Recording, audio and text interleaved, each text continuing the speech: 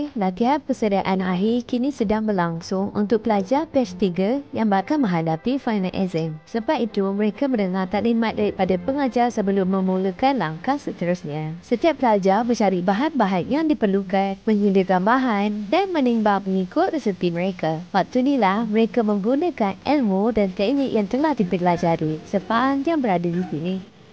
Kita timbang susu, kacang-kacang bagi sebati. Inilah suasana kitchen FT skill yang moden dan lengkap. Tekap mengikut bentuk.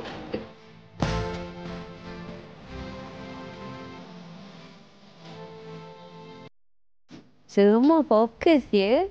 Setelah proses masak selesai, tibalah saat untuk menghias hidangan. Makanan mestilah sedap dan cantik untuk mata yang memandang.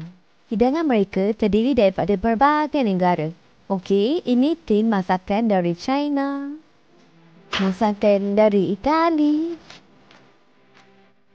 masakan dari Korea. Para pengajar mencuba semua hidangan. Komen dan feedback diberikan untuk bantu pelajar meningkatkan lagi kemahiran mereka.